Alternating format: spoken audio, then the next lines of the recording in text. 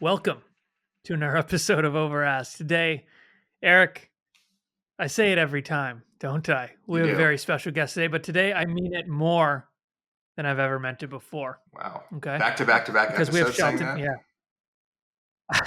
They just keep getting better. They keep getting better. I don't know what to say. We have Shelton Wilder on the program. She's the CEO of Shelton Wilder Group, luxury realtor, top 1.5% of agents. Is that in the world, Shelton? What are we doing there? Probably the world, the universe. In the universe. So this is some big shits going on here. Shelton, thanks so much for being on. How are you? Great. How are you guys? Very, very well. Say what you want to say, Matt. Say what you want to say. How are you really, Matt? Okay. Well, okay, so I'm really good. So Shelton, I actually upgraded my entire setup here today. I have this beautiful mic. This is like the best mic you can get. Eric was supposed to do the same, but he didn't. So now I just sound incredible, and Eric doesn't sound as nice. He sounds like he's on a talk boy. Yeah, I sound like I'm underwater right now, but it's okay. Yeah, but that's neither here nor there. This is about you today, Shelton. Shelton, for people who may not know you, can you give us your elevator pitch? Oh, my elevator pitch. Well, I have been in real estate. I've had my license a little over 6 years, and I am from North Carolina. I've lived here over 15 years in LA. I live in Brentwood, and I have 2 boys, a husband, and I have a team, the Shelton Wilder Group. I'm at Sotheby's. I've been at 6 brokerages in the 6 years. And so I think I found a home here. And we have 5 agents on my team and a team of about 11. Yeah. That's so funny because okay, so well actually Eric lives in Brentwood, but that doesn't matter. But Shelton, you 6 brokerages in 6 years. That's funny because we normally that's something to make fun of in the industry, and it's like someone can't get their shit going, but you're like a top producing agent. So what made you want to switch so many times to different brokerages? And why do you think you found your home now? Oh, okay. Well, it was always for I feel like a good reason. It's nothing, and I know it sounds kind of crazy when you move around a lot, but it just ended up kind of being that way. I started out in a small brokerage in Malibu called Monarch, and it was great. And then I needed to be closer to town, so I was at Berkshire Hathaway. Then moved to Telus, which became Douglas Elliman, so that was not my fault. And then was recruited to Compass and went there, and then just came to Sotheby's. So that's my little ride there. So I know it sounds kind of ADD, but I think it's a good fit now. Yeah. 6 brokerages in 6 years has to be some sort of record. Yeah, I would say. See, I like to break records here on your podcast. I mean, I like to show up. Absolutely. So yeah. So that's where I am, and yeah, we've been growing a lot. Last year we closed 100 million in sales, so I guess 250 over that time period. So it's been good. I love what I do. That's amazing. Eric, that's 99.5 million more than you've ever sold in your life. That is correct. Matt. You know what? We're running a media company now. We're not talking about my real estate business here. I know. So Shelton, before you started your real estate business, you were on Shark Tank, correct? And you ran a luxury lifestyle business. So why don't you tell us a little about that? What was the product you were pitching to Shark Tank, and how did that go? Okay, so I was always a fashion stylist, and I lived in Charlotte, ran a store called Capital. There's actually one in Brentwood now. Then I moved here and wanted to make up a business where people would pay me to shop for them, party with them, plan weddings. It was pretty smart business to start. And then I mean, I thought it was pretty smart, just making it up. And then I had the idea to start a clothing line, and it was called Sheltini. Then it became Shimmy, and I pitched that on Shark Tank. And it's these little slips that women would wear, kind of like a everyday wardrobe staple for every woman and everybody. And basically now it's Kim Kardashian has it. It's called Skims. But I wasn't really famous enough, I think, to, have the line go forward. So I wanted to stop slinging slips and wanted to sling some houses. So How did sell it some real estate how did it instead. go on Shark Tank? Like, what was their Oh, response? it And was Oh, it was very dramatic. I was out there for about like an hour and 15 minutes, and what they aired was all kind of about my personal story. So I'm sober. I ended up going bankrupt in 2009, and they really focused on that part of the show. And I cried, and it just, yeah, it was. They've aired it very many times, because Scrub Daddy was the most successful thing to come off of Shark Tank, and that's my episode. So I can always tell when I get like Facebook friend requests and everything that they're airing it again. But yes, but no, I did not get a deal, but I did raise money on Kickstarter. So it ended up being a successful thing to go on. But I'm just not in that business anymore. So I much prefer real estate. So it's definitely Wow. my thing. Wow. I'd probably prefer the Yeah. other anything else, but I mean, is what it is. What shark was kind of were you most nervous about? Because they're pretty. It must be like super nerve wracking. Oh yeah. I mean, it's aggressive. They are not nice. Mr. Wonderful was just over the top. Even Mark Cuban was a little. Kevin was really nice, but otherwise, it was just, yeah. It was an experience, but I'm very grateful. It was awesome to be picked to be on there. It happened within like a month. That was fast. So that was good. Got a lot of experience. Now I say, like, I go to a listing appointment, I'm like, who cares? I mean, I've been on national television with I was sharks just yelling at me like this is fine. I got a yeah. listing appointment, no I was problem. just gonna I was just gonna say that there, there's nothing that could happen in a listing appointment that could be more nerve wracking than what you've done Yeah, already. yeah. So no problem. Yeah, I'm fine. I'm like, oh, we're going in. No it's worries. like having your listing appointment Yeah, filmed, except on national television, being judged by yeah, four of the yeah, most yeah, harshest critics known to mankind. That is absolutely terrifying. So yeah, yeah. It after was perfect. so after the product launch didn't necessarily work out, or they didn't offer any money, when did you get into real estate? Did you drop the luxury lifestyle business, or did you start doing real estate while you were still doing that? Oh no, was doing that for a while, and then I dropped that, and also stopped the clothing line, and then went straight into real estate. And I felt like I really wanted to be really good at one thing. So I started posting on Instagram, talking about it, and just not discussing anything to do with slips or styling or fashion or anything. It was just like directly only going to do real estate, because I think that to be the best, you have to be really good at one thing and just be very focused, because otherwise people think, well, six brokerages, they think you're 80. Oh, what is she doing now? What is this happening? It's like, no, no, no, only talking about real estate. That's what I'm doing. So I think that's what ended up really helping to grow my business, So are you focusing. exclusively um luxury? Like does your team take Oh no, some of the lower end stuff or do you just do all the luxury stuff now? I love that. I knew you guys were going to say this, because you guys love to talk about luxury brokers. I mean, you love it We for do. people, right? Luxury, it's your favorite move. So I don't know about that. Yeah. It is an overused joke, that's for sure.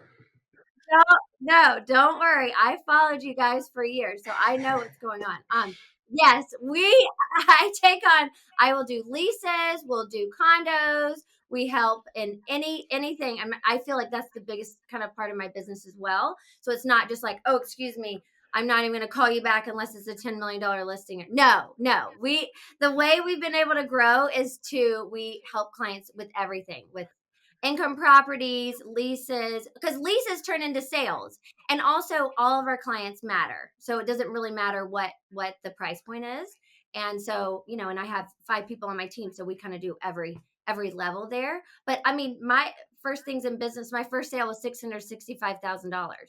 And it was an amazing sale in Encino, and they still live there, and they're about to list with me again. So, I mean, I think it's all about like the client and the relationship, and growing that. So, That's luxury in Okay. 90% of maybe So the markets, though, well, besides LA. what I was thinking that you'd be just like on the beach sipping a martini and then someone calls you with like a $600,000 listing and you just laugh and hang up.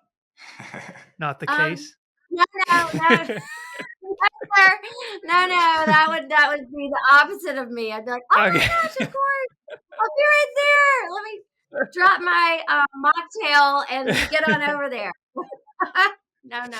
Right But on. maybe I love it. I'll take that off my Instagram to just regular real Right. anything. Take anything. I like the Don't say 1.5% though. that. Usually people just say top 1%. The 0.5% makes it more realistic, actually. Listen, more realistic. It's Yeah. that's the award I got. So I was like, well, I can't just Shave off gotta that decibel. Yeah. be honest. You gotta be honest about it. So the Exactly. 1.5. How did your other businesses prepare you for real estate?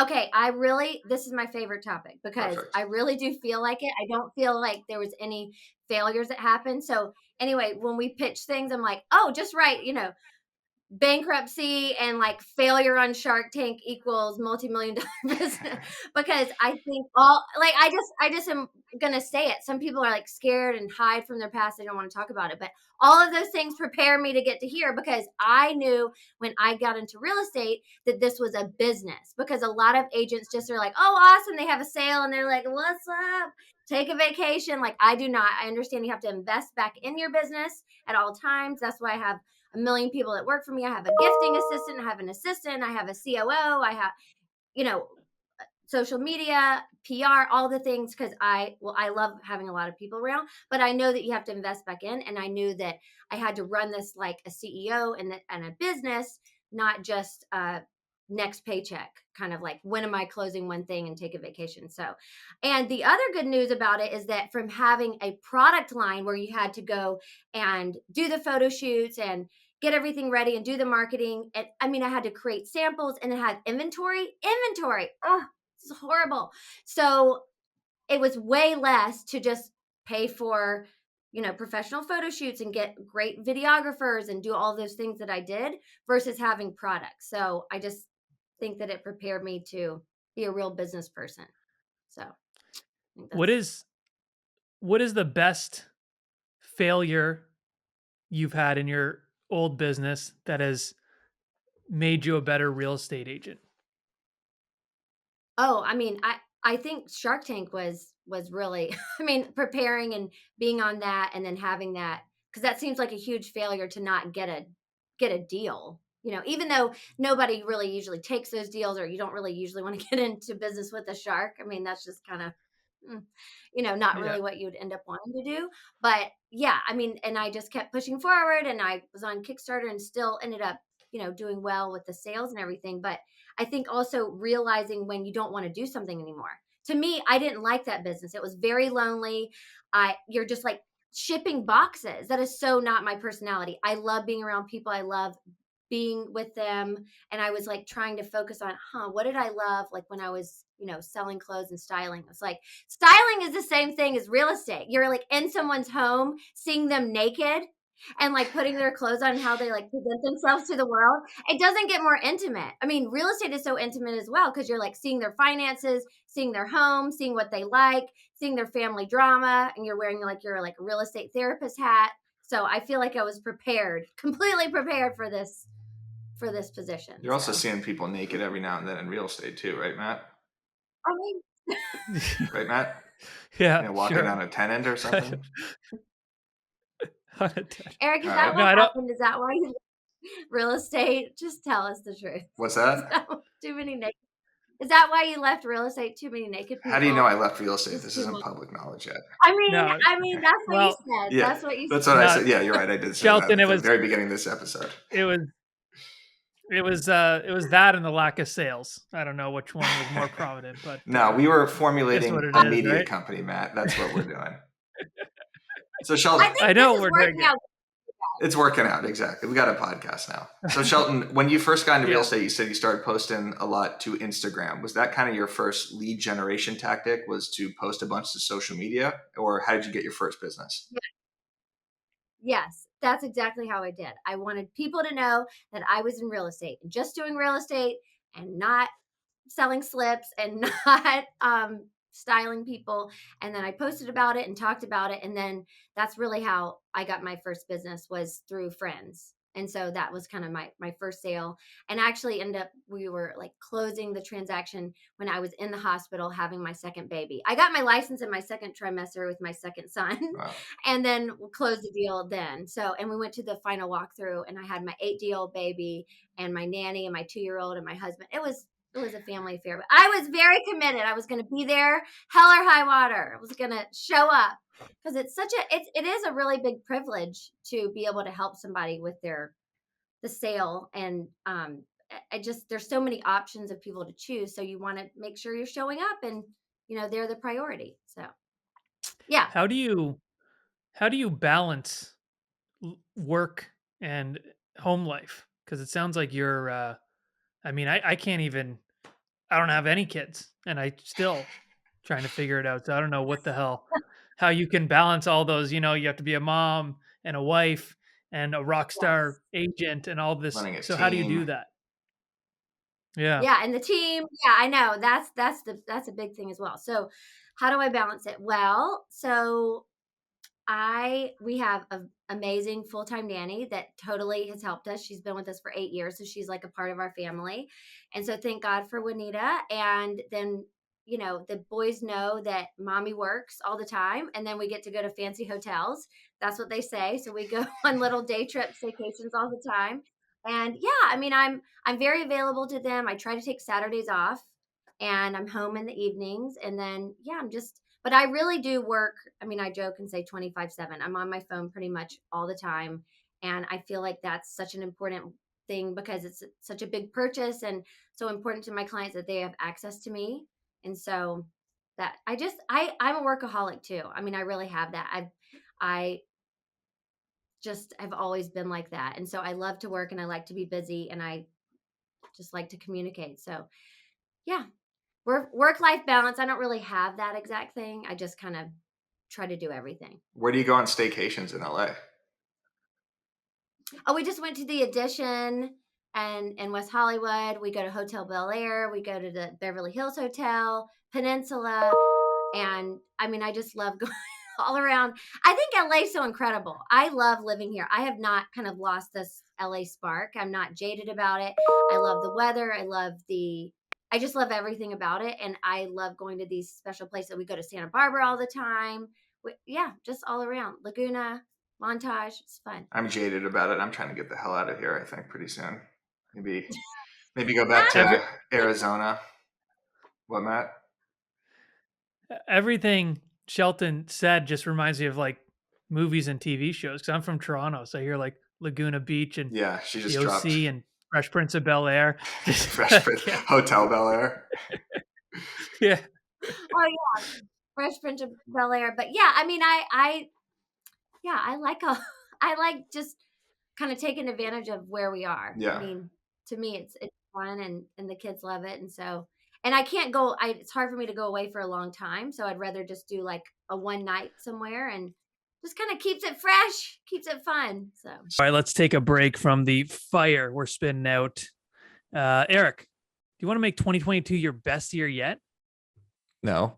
Okay. Well, we're talking next level, triple your transaction volume, crushing the competition, kicking ass, closing deals, and taking names kind of success. Are you sure you don't want that? No, I do actually, now that you Okay. just said that. And that's actually what happens when you partner with Boomtown, the #1 rated real estate CRM in the game. It's got the tools and tech you need to generate and convert conversation ready leads. These leads are ready to go. To check out Boomtown and see how you can score 750 bones in free digital advertising, visit boomtownroi.com/overask. Now that's boomtownroi.com/overask. Smart. I want to get back into your... Shelton, we interrupt each other once an episode. This is the time.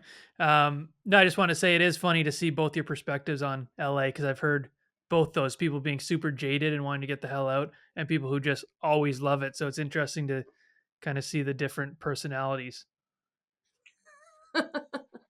It is, yes. That's it. I'm kind of... I want to get back into your content real quick. So you have over 1,500 posts on Instagram, which is an enormous volume, and 40,000 followers. So do you have a content strategy? Do you have a weekly plan with what you post?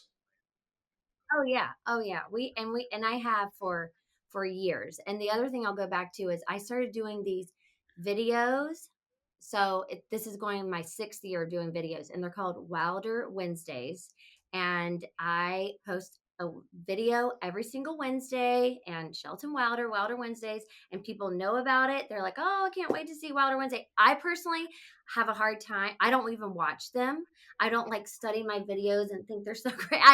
It's like, just get it done, put it out there. It's embarrassing, but I know that it works because it's how I've gained followers, and people watch it now and then they wait for it. So I just have to keep doing it. Now we're doing tons of reels and I have full time. Natalie is my social media manager, and we have the strategy of like what we're going to post, and we have a whole content calendar. And yeah, we post every day, sometimes twice a day, stories constantly. And I feel like such a big part of my business. Not necessarily, I mean, people have found me on Instagram before, but it's also been where it's kind of like that proof thing where people will refer me, and then they'll be like, oh, here's her Instagram. It's like they don't say, here's her website. No one's really sending websites anymore. I mean, I think we have a nice website. It's beautiful, but I think it's so up to date on Instagram. You can say, what's an escrow or what's listed or what's sold. I mean, I've sold properties from Instagram.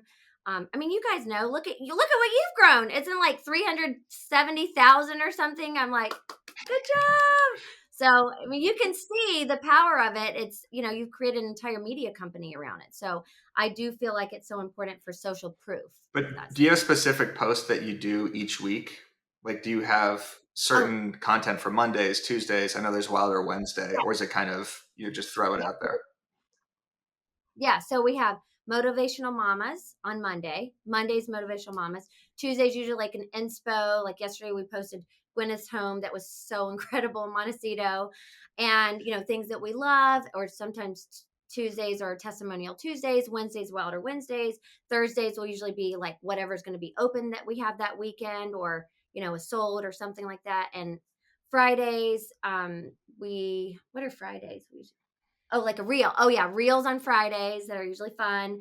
And then on the weekends, post something about my family or some of the open. So yeah, it's pretty organized that way. It helps knowing what you're going to post, I feel like, because a lot of realtors that don't have a calendar they feel like they have to come up with these posts kind of on the spot. So knowing, what you're going to be documenting each day definitely helps with the planning, I'm sure. Oh yeah, helps so much with the planning. And then it helps with the team. So then we're able to kind of share in this like group text that we have of like what the content is. They can repost it. That's been really helpful actually in having a team. Like one guy that joined, he was only 20 when he joined, and then his first sale at 21 was 3.7 million because he was always posting my sales. And so someone saw like, oh my God, he's killing it. And it's like, yeah, he is. We're all part of the same thing together. So it's helpful with the team environment too. Is there anything that didn't work in your content that you've had to adjust over the 6 years you've been creating? Oh, I'm sure. I mean, I'm not perfect. There's total things that are flops. I mean, sometimes the real, I don't know exactly which thing it would be, but yes, sometimes things are totally flat and don't work at all. But Right. then The we switch it up. I can't remember an exact an exact thing, but I definitely don't have this down perfectly. I'm so happy. The other thing too for me, and that hopefully I can, if every this is for agents, a lot of them. So is that it was really hard for me to post. I don't like to brag. I'm like part of my like being sober is like humility. I'm not like into the grandiosity thing. Like like from long, whatever, 13 years ago. So it's just more of like, it's hard for me to like kind of brag and post things on there. So it's easier to hire somebody for me, and I adore her, and she can post those things for me because it's hard for me to literally hit the post button personally for myself, because then I get embarrassed or think, oh, it's so braggy. But so if you're having a hard time, I think hire somebody to help. And to bounce it off of. I don't know if that's good advice or not, but for me, that's what really, that was another thing, being a business owner. I can't do everything. Also, I don't want to do anything I don't want to do anymore, by the way. I like to Yep. go to showings. I like to see my clients. I like to negotiate. I like to talk to them. I like to be there for them. I don't want like to do all of the rest. I Uh, think Other I things think are that's better. a great piece of advice though, and I think a lot of agents try and be everything. And I've even been on teams where they even hire people for specific things like social media and managing Mhm. and whatever, but then they take it all over. So it's like they've hired them for nothing because they're micromanaging everything. And I think you need to hire someone you Yeah, trust, like you said, and leave it alone because that's what they're good at. You do what you're good at, yeah, and then, let other people do what they're good at. 100%. And that's why I also hired a COO for us. I'm so excited about it. And that's because I am the CEO and I want to grow the business and also keep doing what I'm great at, which is being an agent. And so he can take over a lot of those other things and have the agents come to him. And we're recruiting other agents now and being able to grow that. So, yeah, because I have really big goals. I want to be one of the biggest agents in Los Angeles and known around the world. And I'm sorry, I know it sounds crazy to say it, but I just have to say it out loud. I want to be in all the markets. So kind of like a Frederick. So that's kind of that's my goal. And so I'm just saying it out loud here. Let it This is the come to place to say fruition. it, the number It one really is. podcast in the Yes. world. Yeah. Exactly. You gotta manifest. You don't say it, it doesn't come true. So Exactly. How are you going about recruiting your team? well, that's going to be up to Forrest. Okay. So, no, so far, everyone that's ever come to me has been, I kind of say attraction rather than promotion. So they've all asked me, could I join your team? I have like some moms, I have some young guys. And they've just known me through a lot through social. Everybody can see my personality because I'm very much out there. You can hear my voice, you see my face. A lot of people will hide from their Instagrams, and I don't even know who the person is because it's just photos of homes. I'm like, well, hey, who are you? And so I like to be out there. People know exactly who I am. I write back to people. And so it's just been through friends or through referrals that people have come to me. But I guess moving forward at this point, it would be kind of, I don't know exactly what Forrest is going to do. He has a plan. And so I'm just going to let him do it because I'm not going to be a micromanager. I have too much to do, right? Yes. I'm going to hire people and pay people to do their jobs and pay them well. And so they want to stay and they want to do a great job. And then, yeah, I trust them. Yeah. Love it. Do you have I feel like your name is perfect for like a tagline. Do you have any taglines? Because I'm just spinning some ideas here. Like Oh, you have a boring come house, on. time to get wilder. Wilder Yeah. Wednesdays. I That's know Yes. good. that, Well, but I'm it's saying like a tag. my tagline is open the door to wilder possibilities. Ooh, that's great. Bam. That is my tagline. So my hashtag is wilder possibilities. So yeah, I'm definitely using it in all of the ways that I can. So people are like, just all the funny things that I get from people, shelling sunset and sell it like Shelton and all these silly things that people text me all the time and I'm like, Damn. okay. But Sheldon That Sunset's good. yeah, that tag's way better. That tag's way better than mine. Let's just delete that last part of me. Yeah. oh my gosh. All right. So you were on Million Dollar Listing too. Is that correct? Yes, about 4 times because I was at Douglas Elliman for a while, and so they're always like, "Okay," because I think that the show should just be renamed like Douglas Elliman's show. It's like it's amazing marketing for them. I'm so proud of them. So anyway, we would just be asked to go on, and it's really fun always. And then I know Frederick. We did one of his first deal in California. I brought him on to do a listing with me in Santa Barbara, and so that was great. So I just know them and I know a lot of the agents. I think the other thing too that I want to say here that was kind of, for I guess not forgetting, but my whole philosophy in the whole agent world and all of real estate is I'd like to be like the Dolly Parton of real estate or Miss Congeniality of real estate. Like I get along with the agents so well. I even have my own networking group where I invite people once a month and they come and everyone gets along. And usually my transactions are like love fest and I send presents to the other agents and we just try to make it like that. This whole kind of everyone fighting and yelling at each other and these intense conversations. That doesn't really have to be that way. It's not been my experience. And that's not been the way that things get done really effectively. So anyway, I'm trying to kind of That's move it that way. That's funny you say that because you totally remind me of Dolly Parton. That's funny. I was thinking that I this whole love that. time. Okay, There you well, go. thank you. What gifts do I, you I send saw other? her once Where'd you see her? What on. gifts do I send? Yeah, I saw her in Hollywood. Oh, nice. Legit, she was just standing on the Walk of Fame, and she was signing autographs. Oh, you And saw? I didn't really know. I only knew her as the Hannah Montana's grandma in Hannah Montana. Oh. I didn't really know who it was, so I just kind of walked by, and then later found out she's like, the best. So, She's legit. anyways, Yeah, everyone loves yeah, her. Yes, it's like she's very neutral. I like to be like that, just kind of not kind of trying to rock the boat or anything. Just get along with everyone. And or Betty White and Dolly Parton are my two heroes. They're both Capricorns. They both workaholics. They are very like fun and loving people. So it's kind of how I want to be seen. So what gifts do you give the other realtors after these transactions? Okay, so when we open escrow, I like to send a little gift card or like a Starbucks card or Alfred's or something and say coffees for closers. Just Nice. like to start it out on a that's positive nice. note and just hey, we're doing this now. And then when we close, I send these like really cute little cupcakes and they say cupcakes are for closers.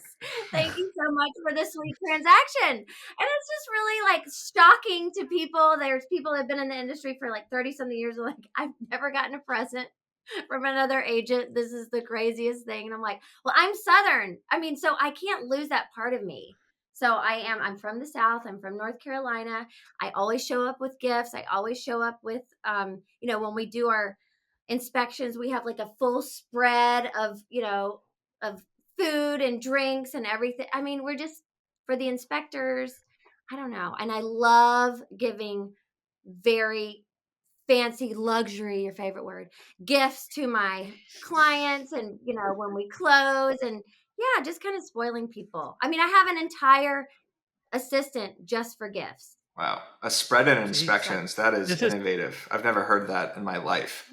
It's always spreads at You've open never houses, but inspections are such a miserable process sitting there all day with the, HVAC guy comes in, the general inspector, chimney, and you're just sitting there all day miserable with the other agent. It's nice to have some water there at least. Oh, no, we have the waters, we have coffees, we have air wine, we have berries, we have I mean, it is a spread, and I just like to make the other. It's just trying to make everybody feel better, and yeah.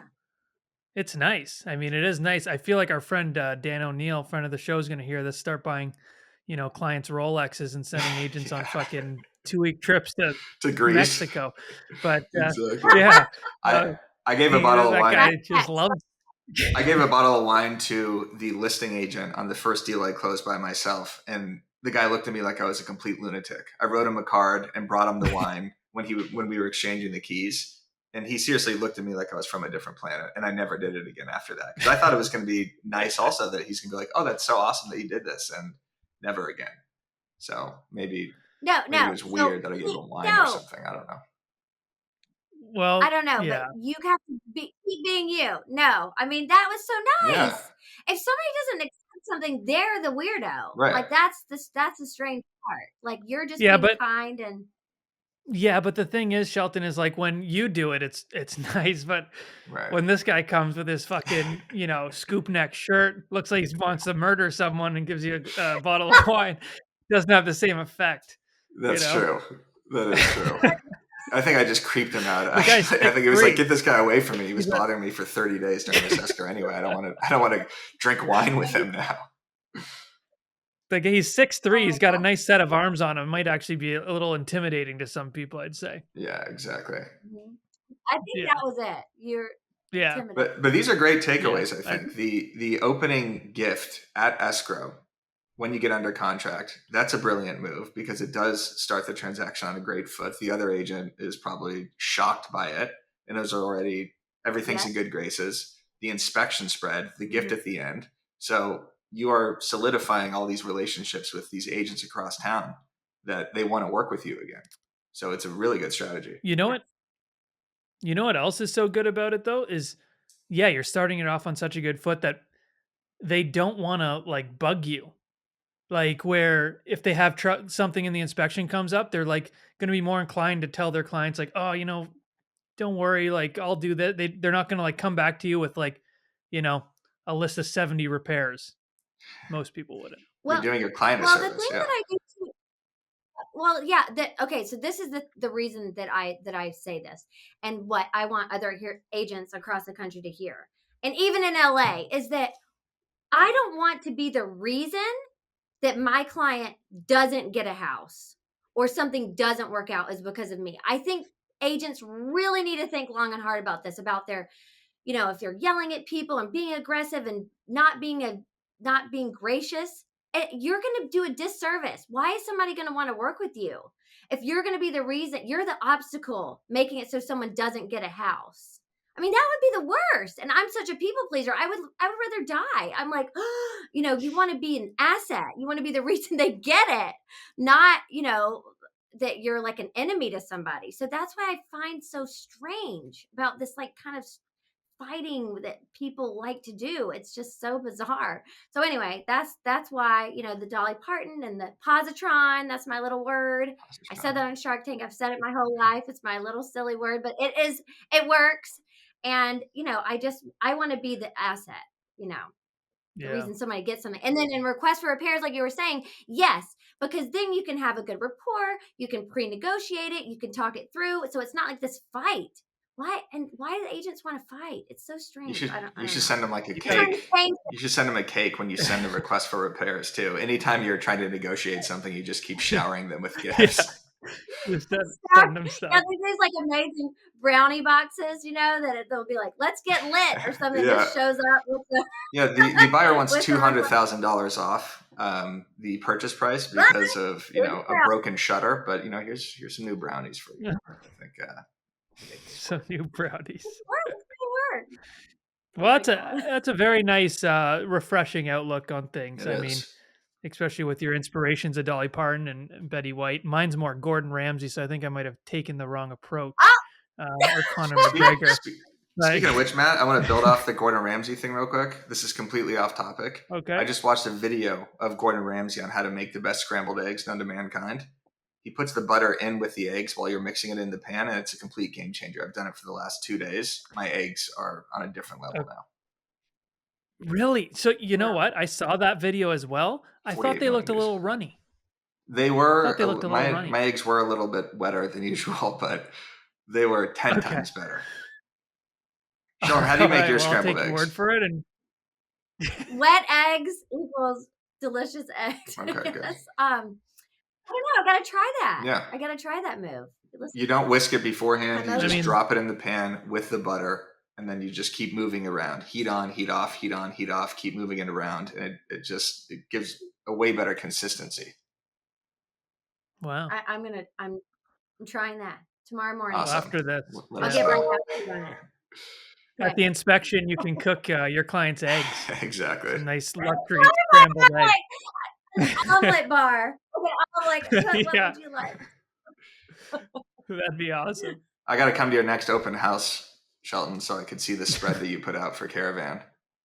Oh, yes, for the Caravan. Yes, we always have food. We have my famous taco guy comes, and we have coffee or the whole thing. We are very into this. Awesome. We just it's like, love it. Yeah, I'm Southern. It's like a host. I'm a hostess with the mostest. So. Yeah, that's awesome. I love that. I always think too, like with my listings, your listing is like, that's your Super Bowl. Every time you have an awesome listing, that's your time to shine. That's your time to, that's why the Super Bowl commercials are so amazing, because they know so many eyes are going to be on them. So, you should look at your listings like your Super Bowl. That's your time for everyone to see what you got. So yeah, good job. Especially when you only have one of them a year like me, then it's really your Super Bowl. You better show always up. in February. Yeah, always in February during the Super Bowl too. Exactly. Yeah. Awesome. Well, Shelton, we thank you so much for taking the time. We know you're busy, much busier than us, it seems. You were saying you like to take Saturdays off. Eric and I, we try and go for the clean Tuesday to Sunday, and just do go real hard on Mondays. So Shelly, we We really content appreciate bank. it. Eric, do you have your last question? Yes, Shelton. Where can the people find you? Not like your home address, Okay, but they can. your Instagram handle. Yeah. Very good. Okay. They can find me. My Instagram handle is Shelton Wilder Estates. I should just change it to Shelton Wilder Luxury. Do you think that would be better? No, No, the Estates is a cool Estates. way of saying luxury. I love it. Yeah, Okay. you're just It's Estates is implied. cool. That's my Yeah. new way. Okay. So I have your approval. Shelton Wilder Estates, and that's my Instagram. And now we're on TikTok. I'm begging her not to make me do dances, but I'm 43. I'm like, please no dancing, but we're having fun. And that's Shelton Wilder. Is that right? Yeah. So, and then my website, sheltonwilder.com, just really sticking with the name, or wilderpossibilities.com, all the things, all the ways to find me. Love it. Sticking with the name. I like that, because it's like your I name. don't So know. why wouldn't you? Yeah, you got to use it. I don't know. It's kind of, We're gonna expect some Love it. cupcakes after this podcast. By the way, we'll send you our home addresses. oh, Yeah. don't worry. You'll be getting all the things, the brownies, the cupcakes, all the. Awesome. No, really, Well, I really Shelton, appreciate being on. It means a lot. yeah. You Thank you guys so are much. amazing.